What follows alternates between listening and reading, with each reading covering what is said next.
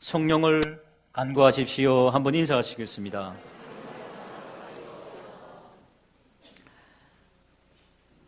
지난 주일 누가복음 11장을 통하여서 1절에서 4절까지 제자들이 예수님께 우리에게도 기도를 좀 가르쳐 주시면 좋겠습니다 라고 할 때에 주님께서 제자들에게 어떤 내용으로 기도해야 할지, 2가지 아버지 하나님께 올려드리는 청원, 3가지 우리들을 위한 청원, 그렇게 아빠의 이름을 부르며 기도하자 말씀을 드렸습니다. 자, 5절을 한번 보시기 바랍니다. 5절에 보시면은 또 이러시되, 또 이러시는 것이 무엇입니까? 기도에 대해서 또 말씀하시는 것입니다. 그러면 오늘 5절부터 13절까지는 2번째 기도에 대해서 말씀하는 겁니다. 첫 번째는 주님 가르친 기도를 통하여서 기도의 내용이 무엇이냐, 무엇을 청원해야 되는가, 그리고 오늘은 한번 따라 하실까요? 기도의 마음 자세, 하나님 아버지의 마음, 따라 하실까요? 하나님 아버지의 마음. 그 마음을 읽고 우리는 어떤 태도와 자세로 하나님 앞에 기도자로 나아가야 될지 이제 2번째 주님께서 기도에 대해서 말씀을 하십니다. 자, 5절을 같이 읽어보도록 하겠습니다. 시작.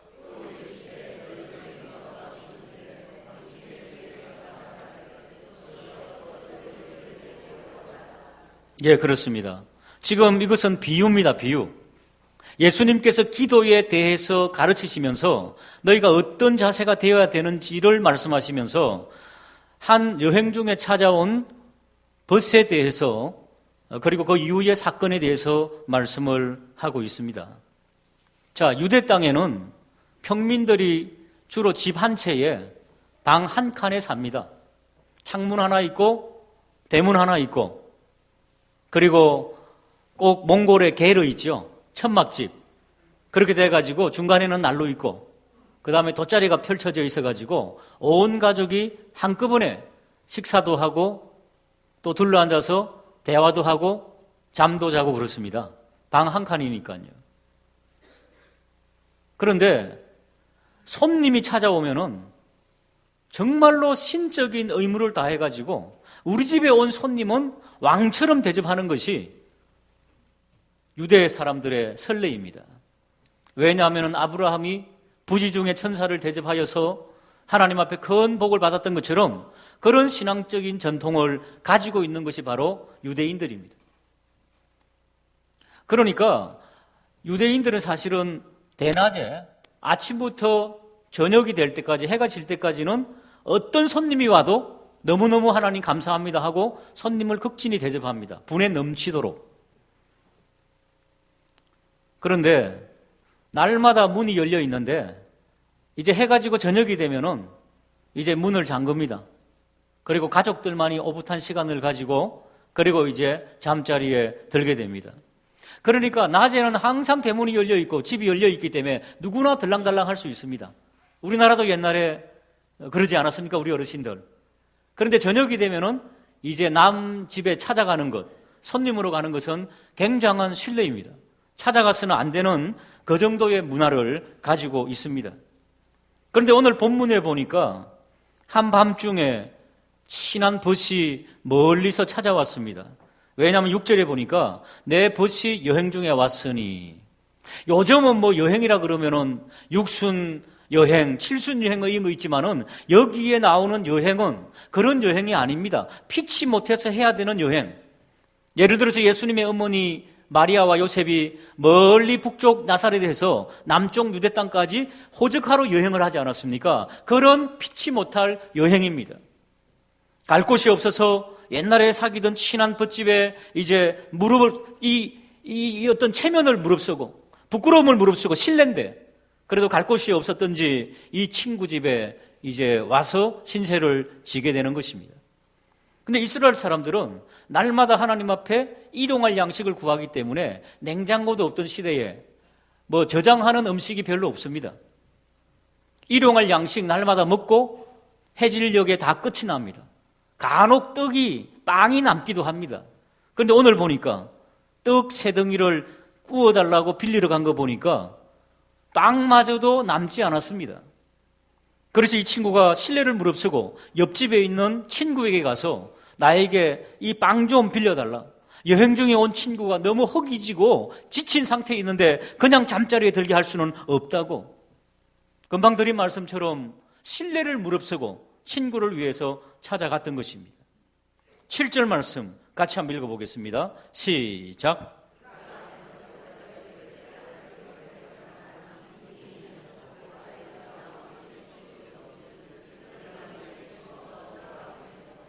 보통 유대 땅 사람들은 돗자리를 깔고 온 식구가 한꺼번에 잡니다. 그러니까 한 명이 깨면은 싹 다 깨야 됩니다. 그렇기 때문에 굉장히 귀찮은 일이죠.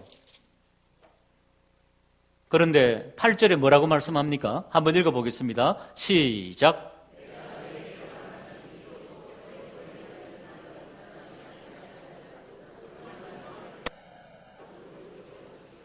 자, 기도의 자세에 대해서 오늘 첫 번째 여기 나오는데요.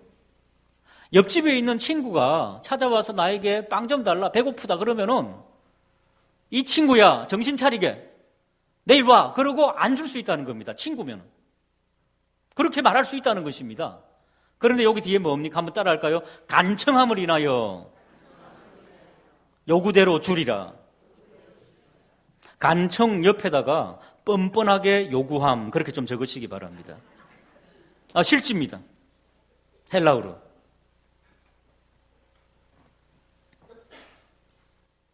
자, 뻔뻔하게 요구한다. 아나이데이아, 헬라어로. 성가시게 할 만큼. 친구야 내일 와라 할 정도이지만은 이 뻔뻔하게 요구하는 것 때문에 빵을 주고야 만다. 자, 이거 비유라 그랬지요. 자, 비유의 목적이 뭐라고요? 빗대어서 이야기하는 거 아닙니까? 그러니까 하나님 앞에 뻔뻔하게 요구해라.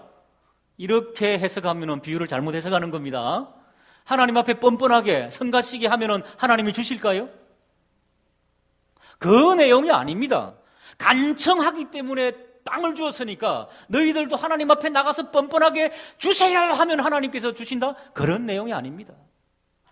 금방 뭐라 그랬습니까? 마음 자세를 말하는 것. 마음 자세. 정신 상태. 이 사람이 왜 뻔뻔스럽게 되었습니까? 왜 성가시게 할 만큼 옆집 문을 두드리며 빵을 요구했습니까? 자기를 위해서입니까? 정욕을 위해서입니까? 한번 따라할까요? 친구를 위해서. 허기진 친구를 위해서. 멀리서 그 대학 밑에 중동의 날씨 얼마나 덥습니까? 그런 데서 지치고 헐벗고 와서 우리 집에 올 정도면 얼마나 가난하고 힘든 친구인지를 아는 거지요. 여관에 못 가고. 그런 친구가 굶어서 힘들고 어려운 상태에 있는데 우리 집에는 당장 빵 조각 하나가 없는 겁니다. 그러니까 이 친구를 위한 그 마음이 발동해가지고 옆집에 가서 신뢰를 무릅쓰지 말아야 되는데, 뻔뻔하지 말아야 되는데 이 친구를 향한 그 한 가지 마음 때문에 가서 문을 두드렸다는 것입니다. 내 자존심 같았으면 안 했을 텐데 누구 때문에? 내 친구 때문에. 이게 비유입니다. 여러분, 이 아름다운 마음을 하나님께서 거절하실까요? 받으실까요? 옆집에 사람도 문 열어주는데 우리 하나님 아버지는 어떤 마음을 받아주겠느냐? 사랑하는 여러분, 그런 마음 있으세요? 그런 아름다운 마음 있으십니까? 할렐루야. 그런 아름다운 마음, 그런 태도, 그런 정신 상태를 하나님께서는 받으신다. 옆에 있는 분들에게 당신의 마음씨는 참 아름다운 것 같습니다. 거짓말이라도 좀 하세요. 예. 여러분, 기도의 내용도 중요하지만은 기도하는 자의 마음 상태, 영적인 상태 중요합니다. 하나님께서 얼마나 감동하시겠습니까? 야, 저 사람 성격 같아서는 내성적이라 아무것도 못할 것 같은데 친구 때문에 문을 두드리는 그런 이웃사랑의 마음.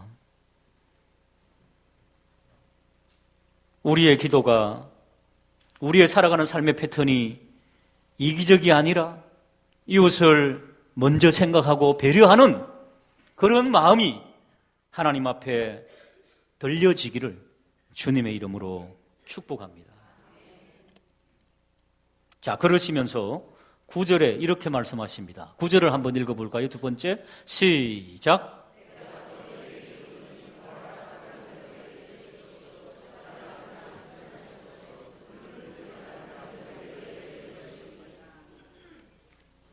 또 이건 또 무슨 말씀일까요? 두 번째, 기도하는 자의 지금 자세와 태도에 대해서 말씀하고 있습니다. 한번 따라할까요? 구하라, 찾으라, 두드리라.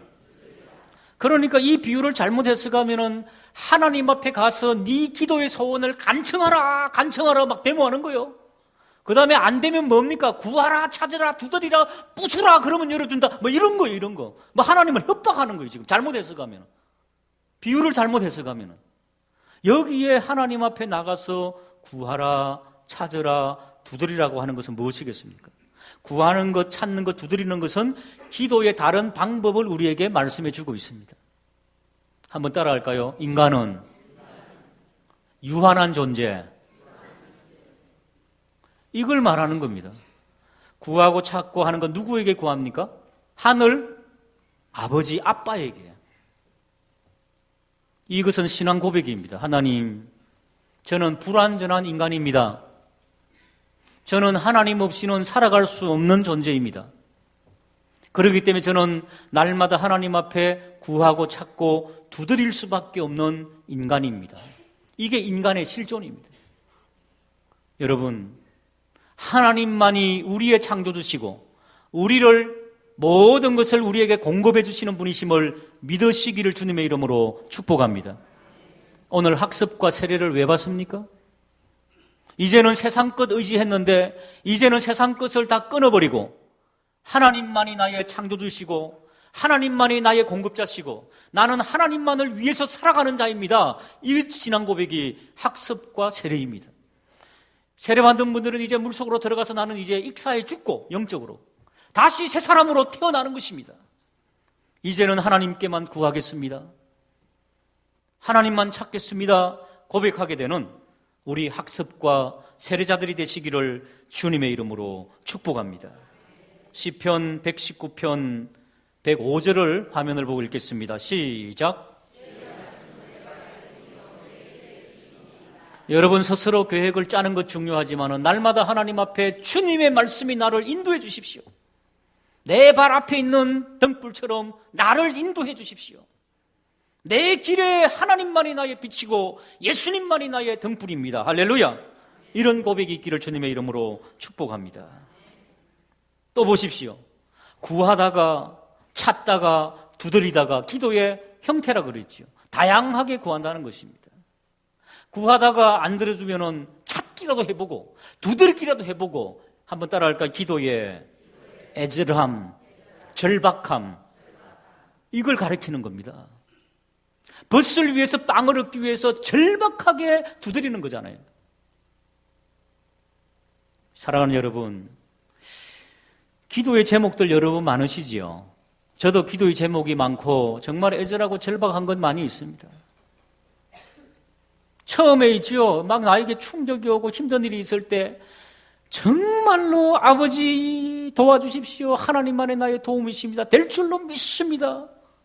이게 있죠. 1개월, 2개월, 1년 흘러니까 안 들어주시잖아요. 내 생각대로 안 해주시잖아요. 하나님께서 어떤 때는. 그러니까 요즘은 어떻게 기도하시는 줄 아세요?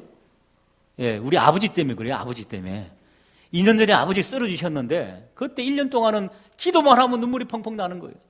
하나님 이래서는 안 됩니다. 하나님 결제해 주십시오. 막 얼마나 절박한데 새벽마다.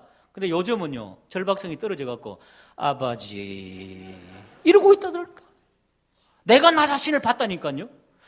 들어주시든지 마시든지 뭐 이렇게 돼버리는 거예요. 이렇게 사람이. 세상에 효자 하나도 없습니다. 믿을 놈 없습니다. 여러분. 목사가 이래 되더라고. 목사가.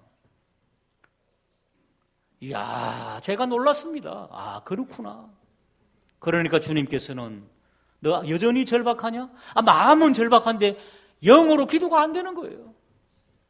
사랑하는 여러분, 우리의 기도의 절박성과 애절함이 회복되는 4월이 되기를 주님의 이름으로 축복합니다.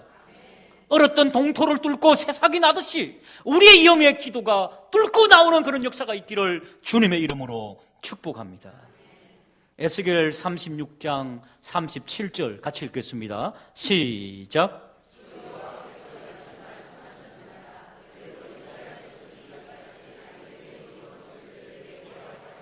저기 보십시오. 이스라엘 백성의 회복에 대해서 예언하고 있는데 따라할까요? 그래도 내게 구하여야 할지니라. 그러니까 안 구하면 어떻게 된다고요? 우리 장로교인들은 하나님의 주권을 너무 믿습니다. 하나님 알아서 다 하시지 않습니까? 하나님의 예정의 섭리로 알아서 다 하시지 않습니까? 내가 기도한들 뭐 하나님께서 다 운행하시는데 역사를. 그러니까 알아서 하십시오 하고 기도를 안 하는 거예요. 어차피 하나님께서 다 하시니까. 그런 겁니까? 그런 게 하나님의 주권입니까? 저기 보십시오. 그래도 우리가 하나님께 구하여야 된다는 것입니다. 하나님께 구하지 않고 어리석게 살면은 이스라엘 백성이 40일도 안 되는 시간에 들어갈 가나안을 40년 걸렸다는 겁니다. 가긴 가는데 40년 만에 가는 게 좋습니까? 아니면은 바로 가는 게 좋습니까? 할렐루야. 바로 가시기 바랍니다. 그러면 어떻게 한다? 절박한 마음으로 아름다운 마음으로 하나님 앞에 삶의 제사를 올려드려라. 그러면 금방 응답된다. 하나님 알아서 하십시오. 하나님의 주권에 맡깁니다. 어쩌고 저쩌고 하면 하나님께서 그래 내가 알아서 주마 10년만 기다려라 그러신다니까요. 자, 그러면은 그렇게 아름다운 마음과 절박한 심정으로 하나님 앞에 간구했더니 어떤 응답이 왔는가? 13절 말씀 같이 읽겠습니다. 시작.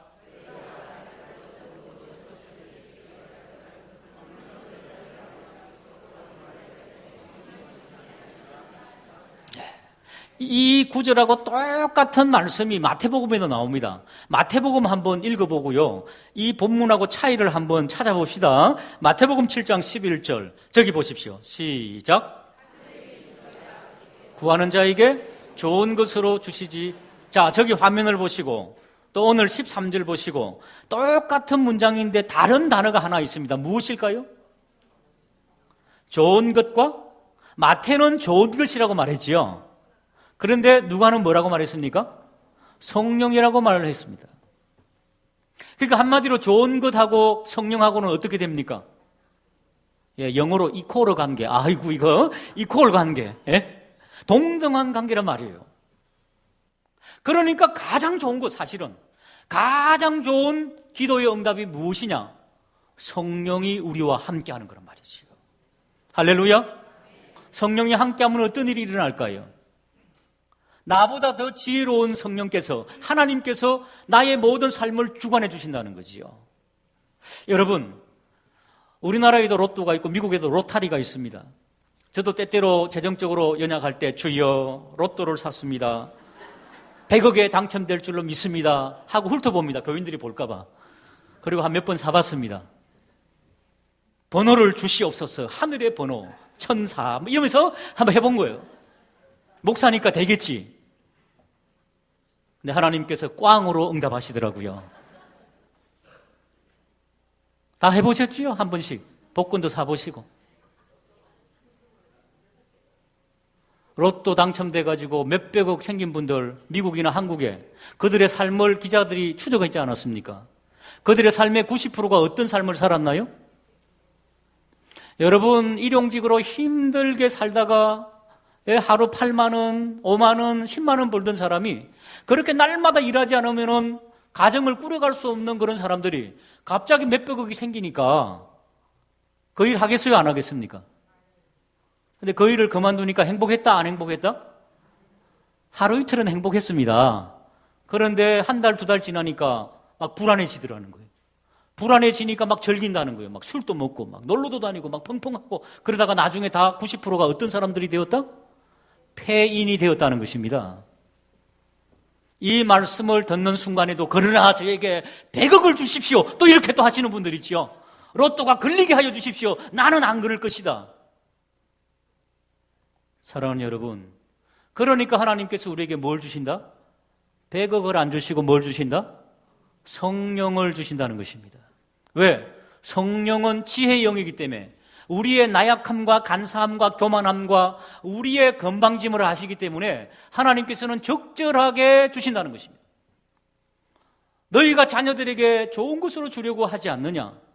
그래도 걸러서 주지 않느냐? 너희 하늘 아버지께서도 좋은 것을 걸러서 주신다는 거지요.